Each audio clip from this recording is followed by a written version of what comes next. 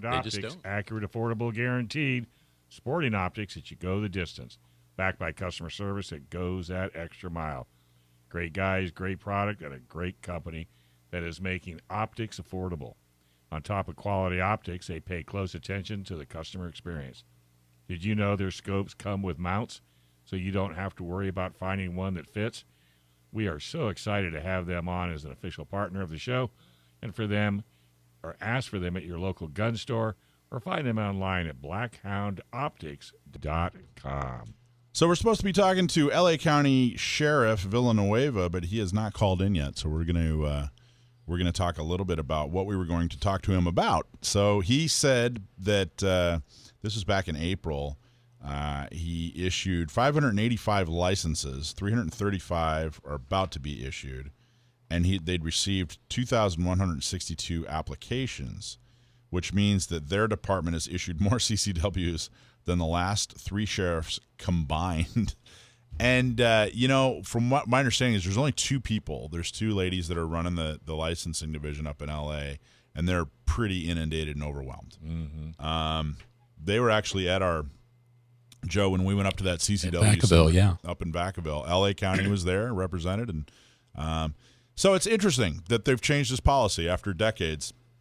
And I think in a lot of ways they're just kind of following suit San Diego went to federal court and still didn't change their policy, and they finally changed their policy. But it seems like he's kind of gotten into this. He, being the sheriff of LA County, has kind of gotten into this contest with the county board that determines his budget, and then the DA that chooses not to prosecute the folks that he's arresting. And it feels like he's probably trying to appeal to a new voter crowd. Mm-hmm. That if walking that thin fine line. Yeah, saying, well, all right, geez, if there are people that voted for the DA, there are people that voted for these county board folks. I need to, if they decide that they don't like me because they like the DA or the county board, I need to go find new voters. Mm-hmm. Well, and that's a huge block of voters. If his challenge will be getting the word out, because it says they have 2,162 applications now, and that's one of the biggest things we see here. I mean, we've been doing this for the better part of 4 years or so. Yeah. And I still have people come up to me and tell me it's impossible to get a concealed carry permit in San Diego. And in LA, I think it's just like San Diego used to be. I mean, you just can't do it unless you're politically connected or something. And I think people become, what's John Dillon's term for it is institutionalized from the Shawshank Redemption, where he's saying we've been abused. I'm not crazy. Well, no. He's saying that gun owners out here have been abused for so long, in terms of their rights, that, okay, they just accept all this stuff now and nobody cares. But if the sheriff can figure out a way to get the word out up there, they're going to have many, many more than 2,162 applicants out there. Yeah, well, and I think it sounds like it's real. All the feedback I've gotten from people that have actually, people that aren't famous or judges, or district attorneys who've gotten CCWs through his new process. It sounds legitimate, but it also sounds like they're experiencing growing pains. Have they shaved their times down under 14 months yet, or? Well, that would be a real good question for the sheriff if he had haven't called heard that, huh? like he confirmed he was going to on Friday. So I don't know, but it is an interesting tactic, and it is honestly it's kind of a little bit of evidence, at least, that the tide's changing. We talked about this last week, how we kind of take two steps forward and one step back, and a lot of people get all grumpy and mad and frustrated because not everything goes their way. But the reality is the Second Amendment, the fight for the Second Amendment to preserve and restore the Second Amendment, especially in California, we're going the right direction. So when the L.A. County Sheriff thinks that it is politically advantageous for him to issue CCWs in order for him to get elected, that is a good sign. Yeah, and I think the other thing, too, we talked about last week is, we have kind of a skewed view out here of, what the attitude is towards the Second Amendment and guns and everything around the country. Because pretty much the country is, with the exception of, 7 states or 6 or 7 states, pretty much the country is pretty pro-Second Amendment and pro-firearms. I mean, if you look at the way the concealed carry stuff has been growing across the country in the last 10, 20 years, the number of constitutional carry states now, the way gun sales are still thriving now. The people in the United States, it's pretty much pro-Second Amendment, pro-gun. It just doesn't seem that way because, of all the negative stuff you get from the party that's in power now and from the media and that kind of thing. It's true. Even in California, if you could take out, it's really San Francisco, San Jose, L.A. If you could take those three places and remove them, California would be. Yeah, it's like warts. You just get rid of them. Just sink them into the Pacific Ocean and displace all the people. I don't know. Send them out on an enormous yacht or something. I don't know. But without those voters, California would actually be a fairly pro-Second Amendment state. And there's actually a lot of really cool, it's got a really great Second Amendment history. But as far as our actual carry laws, when you do get a CCW, so our laws that are involved in carrying, as well as the legalities of lethal force, our state's really, really good. Even compared with some of the other states that people would normally think of as pro-Second Amendment, like Texas used to have some pretty bad lethal force laws. Do you remember that video of that lady? I can't remember her name. From Luby's? Yes. Yeah. Where did that take place? Yes, I wrote about that. Right. Took place in Texas. Took place in Texas. What was the gist? The gist there was she was a chiropractor, Yep. and some friends of hers, for concern, they showed her how to shoot, and she was carrying, but it wasn't legal back then at that point. So she had the firearm with her, but she left it in her car in her purse. And she went into a restaurant. She was meeting her parents. Because she couldn't carry in the restaurant was the reason she left it outside. She didn't want to take a chance carrying it. So, she had it with her. She left it in the car. She didn't want to bring it in with her. So they had some fairly restrictive laws as far as carrying in Texas. Everybody, oh my gosh, not Texas. Well, the second part of that story, though, is while she was in the restaurant, some nut drove through the windows and his pickup truck got out and started shooting people. Two of the people that were killed were her parents. Right. And she wrote a book about that. She became a congresswoman actually from Texas. She testified before Congress about it. And the gist of it was if not for that law, she could have had the gun with her. Right. And she was 10 feet away from the guy. She said she could have done something. But it's never been illegal, to my knowledge, at least in the last 30 years. It's never been illegal in California to carry in a restaurant. You can't carry in a bar, but it's never been illegal to carry in a restaurant. So a lot of the carry laws in California are actually pretty good.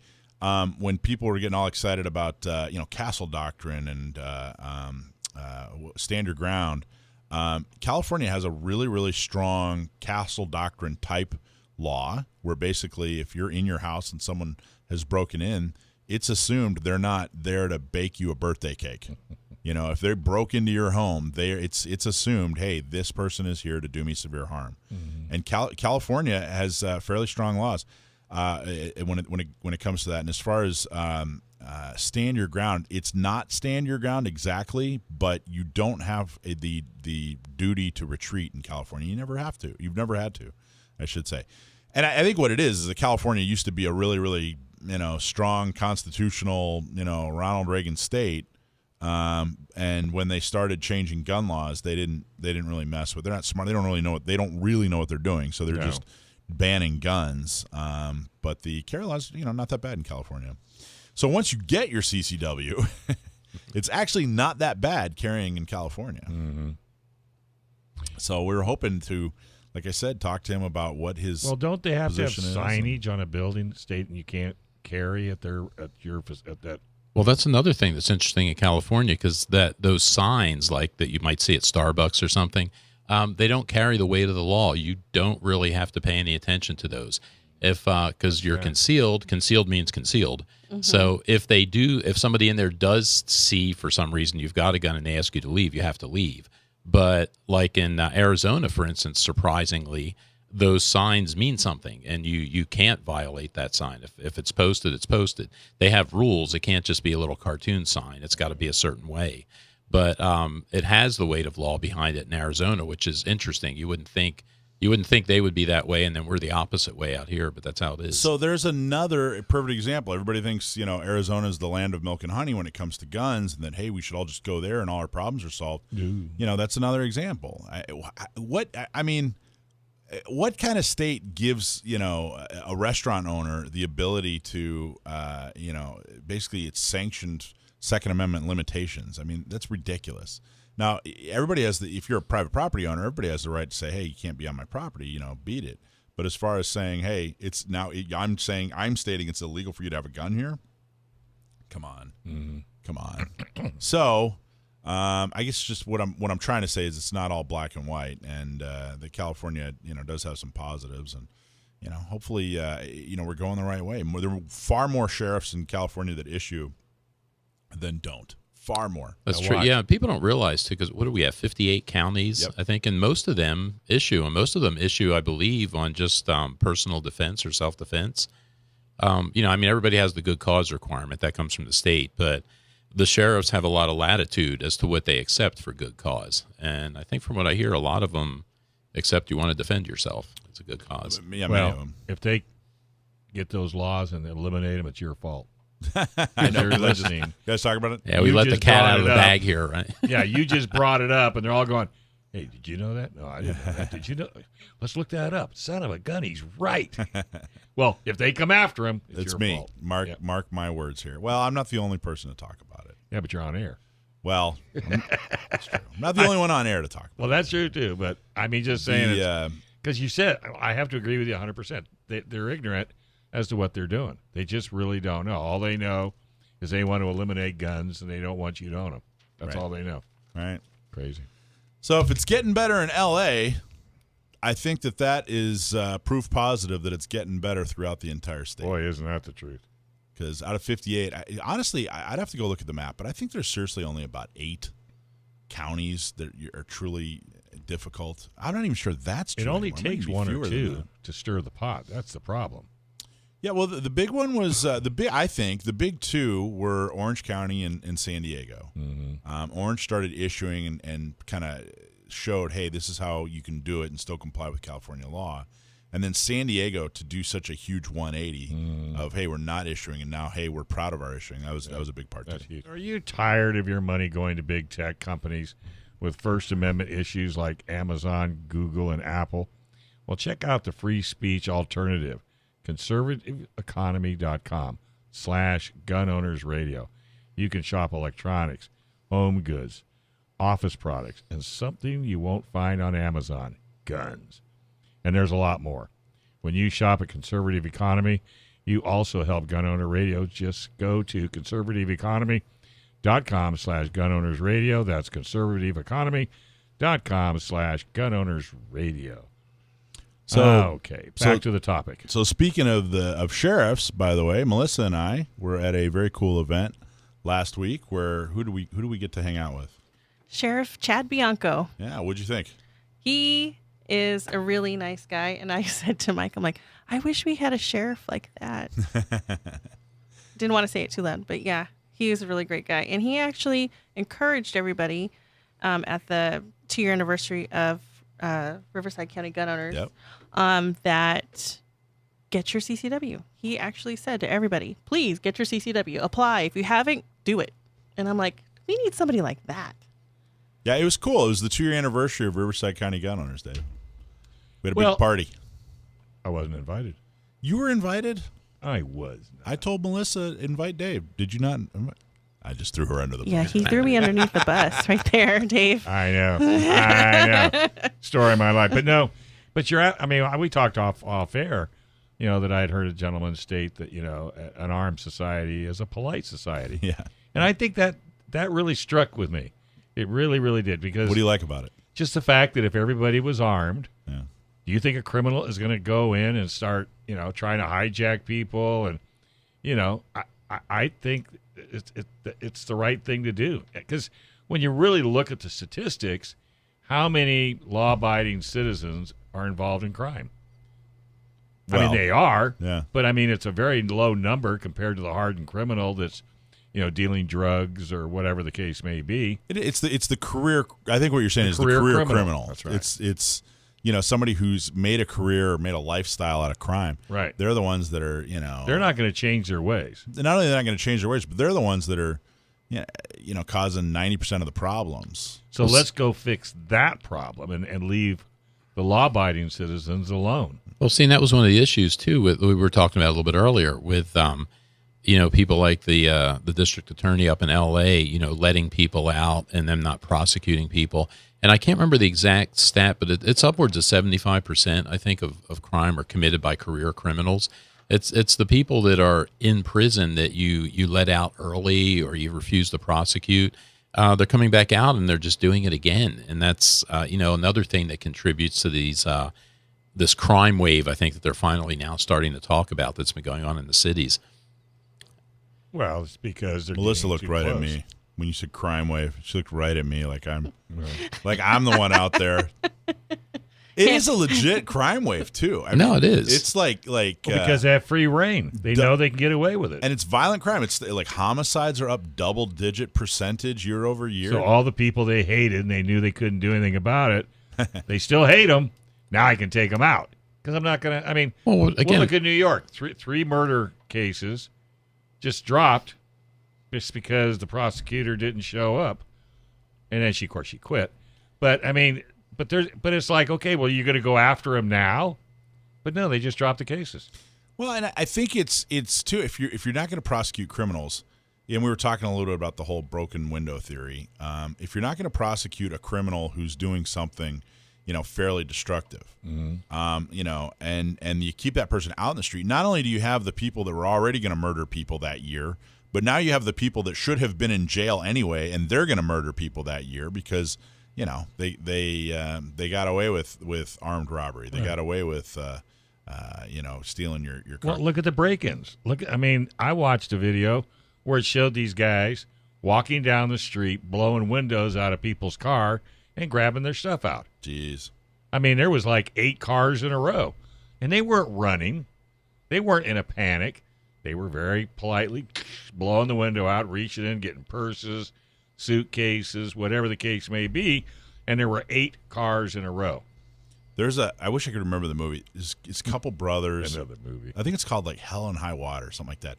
It's a couple brothers who decide to rob a bank in Texas. Yeah, I know the movie you're talking about. Yeah. And one of the first banks they go into, they basically get all shot. There's up. an old guy in there, with a gun. and they made the comment. They were leaving, and they made the comment. They were trying to get away, and they made one of the brothers said to the other something along the lines of, "Yeah, it sure is a lot more complicated with all these CCW holders," or something like that. It was, which I thought that was a great comment for Hollywood. You notice it didn't get an Oscar. Yeah, no Oscars. No, a good movie though with a twist at the end. But I can't. What was the name? Did you remember the name of that movie? I'll have to look it up. I think it was called like Hell and High Water, something like that. Something like that. Yeah, it wasn't Red Dawn. It was definitely not Red Dawn. He knows Red Dawn. He knows the script.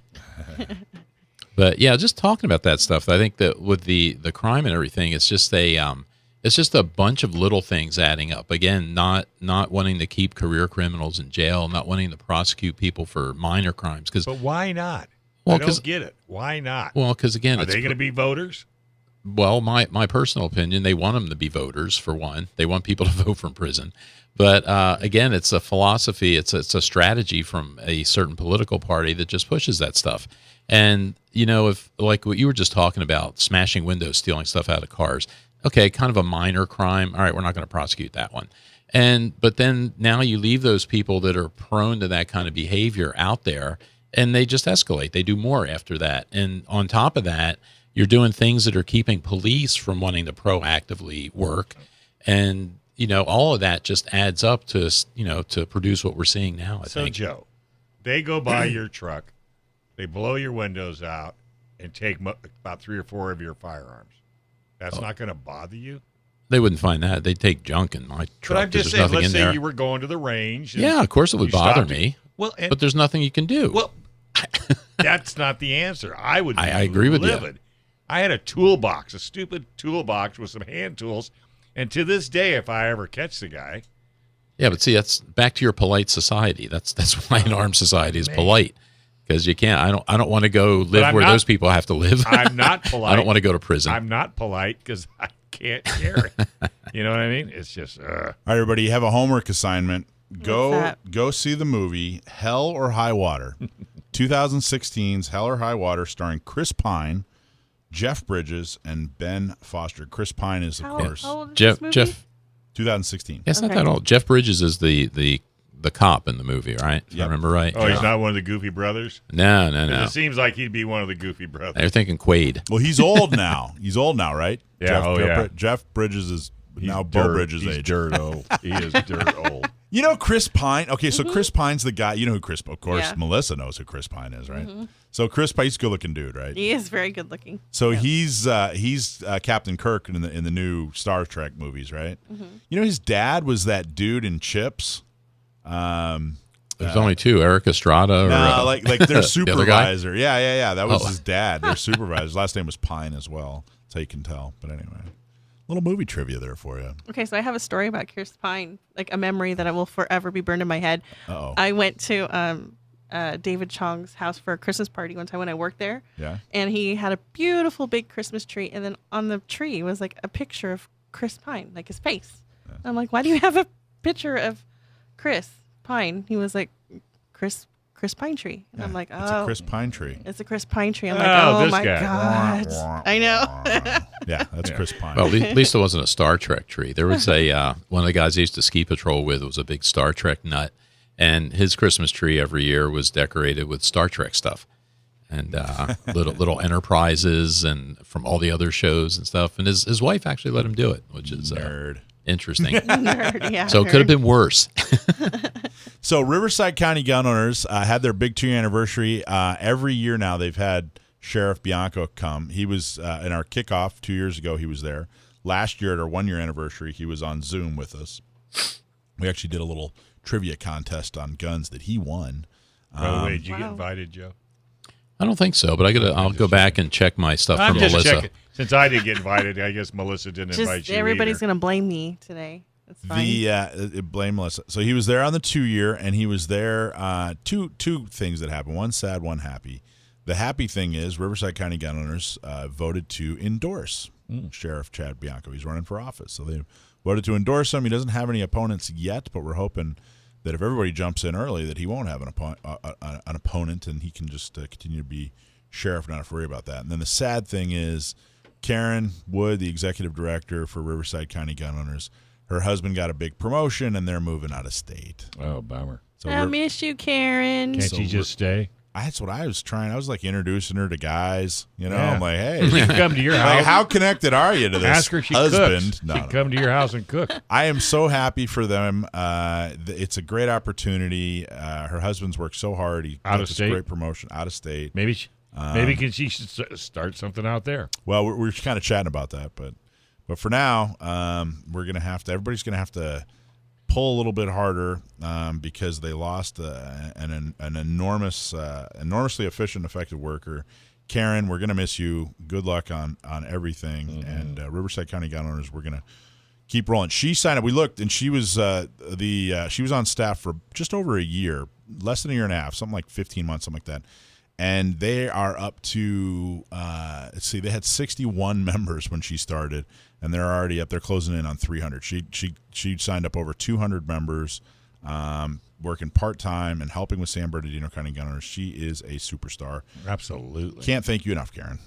All right. Hey, we're going to take a quick break, but stick around. The next segment, we have Joe Germisi talking about your carry gun, and I'm assuming that's a blog? It is a blog. Oh, that's right. That's outstanding.